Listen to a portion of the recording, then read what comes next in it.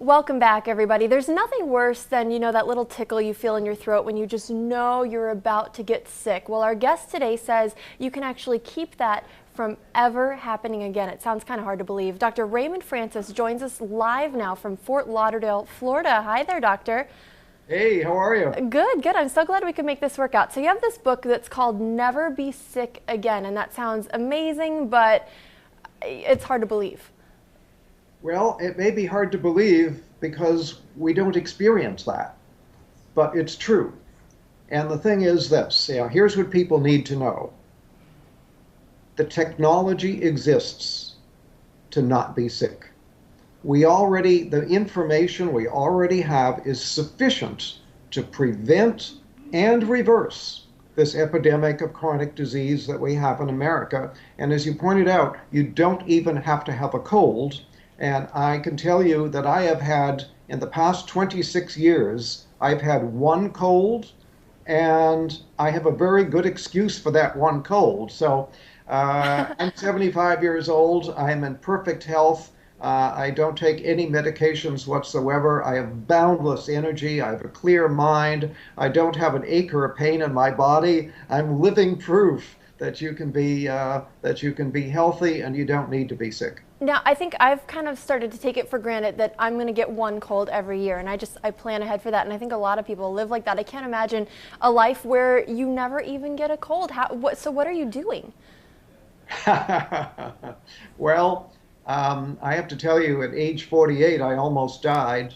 My death was a medical certainty, and I had to use my own knowledge of biochemistry to save my life and then to restore my health. And that's what got me interested. Almost dying really caught my interest. What I do, I changed my diet. I changed my lifestyle. I've learned how to eat good food. I take very high quality supplements. In fact, I now make my own supplements and sell them, very, very high quality. I get regular exercise.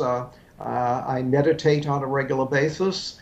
So in short, I changed my diet. I change my lifestyle, and I take very high quality supplements, and that's why I'm so healthy. So what are some changes that all of us can take? Because not everyone is able to, make their own supplements in their home. So what are some simple things that we can do right now to keep ourselves from getting sick again?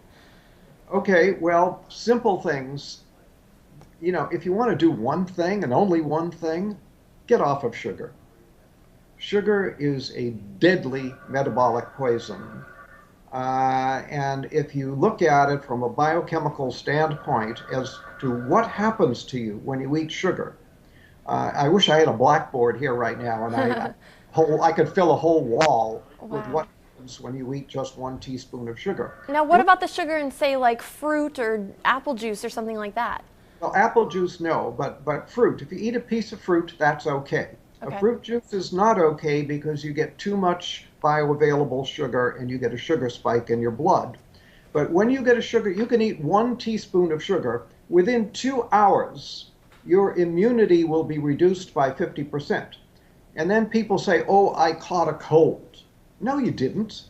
You reduced your immunity and you then made yourself susceptible to an infection.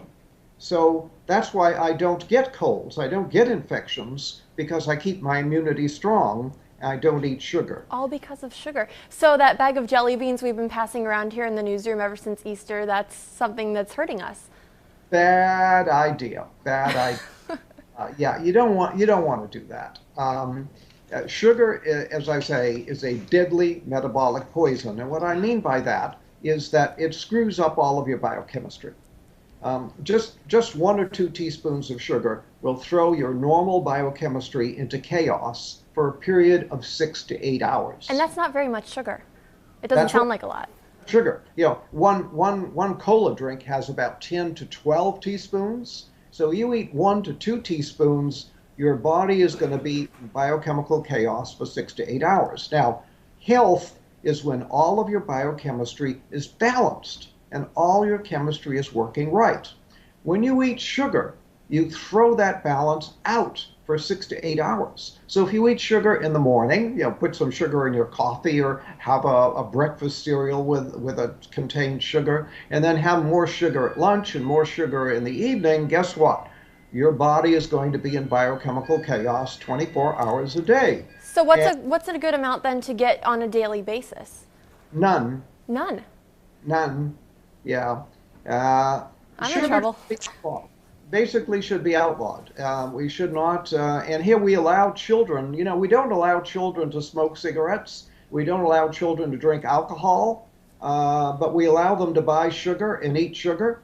Sugar is far more dangerous than alcohol or cigarettes.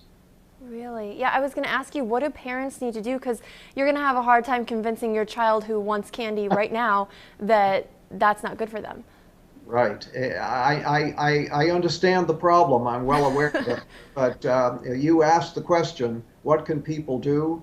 That's one thing anybody can do to improve their health. Sugar causes every imaginable disease. For example, Alzheimer's. Sugar is the leading cause of Alzheimer's. Sugar is a major cause of cancer, a major cause of heart disease, a major cause of diabetes. This is, it's a major cause of colds and flu. Sugar is a deadly metabolic poison. Get off of it. Now, let me ask you, how did you come to this understanding of sugar? Because if it's so bad, why aren't we hearing about this all over the place? A lot of, my doctors never told me not to eat sugar. Yeah, well, nobody ever told your doctor, and your doctor is not doing the research to find out. And the sugar industry spends so much money on campaign contributions to members of Congress that sugar is actually subsidized in America. It should be outlawed, and it's subsidized.